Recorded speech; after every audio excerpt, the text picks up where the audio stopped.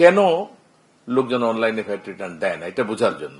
এটা যখন ডিগ ডাউন করলাম তখন দেখলাম যে ওনারা অনেকেই একসময় পেপার রিটার্ন দিয়েছেন। সেই পেপার রিটার্ন গুলো এন্ট্রি দেওয়ার দায়িত্ব ছিল আমাদের সার্কেল অফিসগুলোর। তারা এগুলো এন্ট্রি দেয় নাই। এন্ট্রি না দেওয়ার কারণে সিস্টেম রিকগনাইজ করছে না যে উনি ভ্যাট রিটার্ন আগেরগুলো দিয়েছে।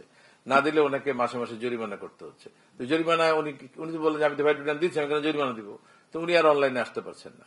এটার জন্য আমরা যেটা করেছি একটা ক্র্যাশ প্রোগ্রাম, যে ট্যাক্স পেয়াররা নিজেরাই তাদের আমরা অ্যালাউ করবো তাদেরকে যেগুলো তারা পেপার রিটার্ন দিয়েছে এগুলো সিস্টেমে এন্ট্রি দেওয়ার জন্য আমাদের ইভ্যাট সিস্টেমে। ইভ্যাট সিস্টেমে যদি তারা নিজেরাই এন্ট্রি দিয়ে দেয় আমার সব ডাটা আপডেট হয়ে গেল। ফলে আমাদের মার্চ মাসের পর থেকে আমরা অনলাইনে। আরেকটা প্রবলেম হচ্ছে আমাদের ভ্যাটের আইনে অনলাইন রিটার্ন কম্পালসারি করার কোনো বিধান ছিল না, যেটা আমাদের দ্রুত করতে পেরেছি। আগামী বছরে আমরা প্ল্যান করেছি যে আমাদের ভ্যাটের আইনেও কম্পালসারি ই রিটার্নের সিস্টেমটা চলে আসবে, অনলাইন রিটার্ন চলে আসবে। এটা কোনো কারণ নাই কেন লোকজন অনলাইনে দিবে না। অনলাইনে দেওয়ার অনেক অনেক অনেক সুবিধা। কত মানুষকে ট্রাভেল করতে হয় অফিসে আসার জন্য, এটা করা লাগবে না। তার মানে হলে এতগুলো গাড়ি চলবে না, অথবা মোটরসাইকেল চলবে না, অথবা সিএনজি চলবে না। তার মানে তেল বাঁচবে, এত লাখ লাখ ডলার বাঁচবে।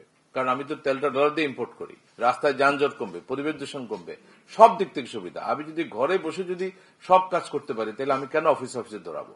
তো ওই দিকে আমরা এগোচ্ছি। আরেকটা বড় সমস্যা ছিল আমাদের আইবাস এবং আইভাস। বিশেষ করে কিছু কিছু অঞ্চলের লোক সব শব্দ উচ্চারণ করতে পারে না। একটাকে বলে ব, আরেকটা বলে বড় ব, ভ কিন্তু বলে না। আইভাস বলতে পারে না, বলে আইবাস। তো এই দুইটার কারণে যে কনফিউশন হয়, সেই জন্য আমরা বোর্ড ডিসিশন নিয়ে আমরা চেঞ্জ করেছি। এটা আইভাস না, এটা হবে ই ভ্যাট, ইলেকট্রনিক ভ্যাট। ফলে আমার আইভাস প্লাস প্লাসের সাথে কোনো কনফ্লিক্ট থাকবে না। এটাও আমরা চালু করেছি। এবং আজকে আপনার নতুন লোগো দেখেছেন যে আমরা সবুজ বাংলার মাঝখানে বাংলাদেশের লাল পতাকা এবং সেখানে ই ভ্যাট লিখে দিয়েছি।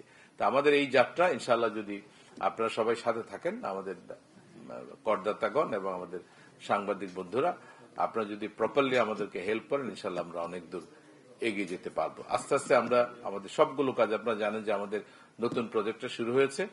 এটা অনেক দেরি হলেও শেষ পর্যন্ত অ্যাপ্রুভ হয়েছে। আমরা এই সপ্তাহের মধ্যে পিডি ডিপিডি এগুলো নিয়োগ করে ফেলবো এবং প্রজেক্টের অফিসও আমি মনে মনে ঠিক করে ফেলেছি। সেটাও আমরা অলরেডি রেডি আছে। চাইলে আগামী সপ্তাহে কি বলে অফিসে উঠা যাবে। তো আমরা খুব দ্রুত এনবিআর এ যতগুলো কাজ আমরা করি প্রত্যেকটা কাজকে ডিজিটাইজ করতে হবে, যাতে করে এই রেকর্ডগুলো আমরা ক্যাপচার করতে পারি, এভিডেন্সগুলো আমরা দেখতে পারি, অ্যানালাইসিস করতে পারি এবং সঠিকভাবে সিদ্ধান্তগুলো নিতে পারি। আর আমাদের ড্যাশবোর্ড থাকবে, আমরা প্রত্যেকে দেখতে পাবো যে কতগুলো অ্যাপ্লিকেশন পেন্ডিং আছে, কত টাকা গিয়েছে। স্বচ্ছ প্রক্রিয়ায় যদি টাকা যায় এবং এই অর্থ ফেরতের সাথে যদি কোন রকমের কোন ভোগান্তি জড়িত না থাকে, তাহলে কেবলমাত্র আমার কালেকশন কমে যাবে সেই জন্য আমি রিফান্ড দিব না, এরকম না। আমরা এটাকে কমপ্লিটলি স্বচ্ছ করতে চাই, যে এখানে কেউ কোন রকমের কোন অনিয়মের আশ্রয় নেয়। কারণ দেখেন, ট্যাক্স পেয়ারের এটা ন্যায্য পাওনা। ট্যাক্স পেয়ার ব্যাংক থেকে চড়া হারে ঋণ নিয়ে এই টাকাটা আমাকে দিয়েছে, দীর্ঘদিন সরকারের কাছে পড়ে আছে, আমি তাকে কোনো সুদও দিচ্ছি না।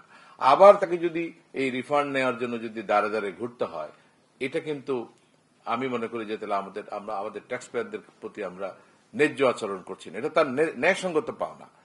তাকে উল্টা আরো ইনসেন্টিভ দেওয়া উচিত এটার জন্য। অথচ আমাদের ট্যাক্স রিফান্ড এবং ভ্যাট রিফান্ড দুইটা নেওয়ার জন্য সারা দাঁড়ে দাঁড়ে ঘুরতে হয়। সারা পৃথিবীতে ইনকাম ট্যাক্স রিটার্ন দেওয়া একটা উৎসব। কারণ ট্যাক্স পেয়াররা যখনই ইনকাম ট্যাক্স রিটার্ন দেয় তারা রিফান্ড পায়। কারণ যেহেতু সব জায়গা থেকে ট্যাক্স কেটে নেয়, মোস্ট অব দ্য কেসে রিফান্ড হয়। এবং বিদেশে রিফান্ডের টাকা দিয়ে তারা প্ল্যান যাবে, নাইলে এই বছর কোথাও বেড়াতে যাবে, নাইলে এই বছর গাড়িটা চেঞ্জ করবে। আর আমাদের এখানে আমরা রিফান্ড দেই না, কোনোভাবে দেই না। কেন দেই না? রিফান্ড দেওয়ার সাথে অনেক অনেক ঝামেলা জড়িত। যদি আমরা এগুলোকে স্বচ্ছ করে ফেলতে পারি, প্রত্যেক ট্যাক্স পেয়ার যদি দেখে যে উনি রিটার্ন সাবমিট করলে ওনার যে অটোমেটেড মানে যে অতিরিক্ত টাকাটা হয় এটা ওনার ব্যাংক অ্যাকাউন্টে চলে যাচ্ছে, তাহলে কিন্তু আমাদের ট্যাক্স পেয়ারদের রিটার্ন দেওয়ার সংখ্যাটাও বাড়বে, কমপ্লায়েন্সও বাড়বে। তা আমরা আস্তে আস্তে সেদিকে যাচ্ছি।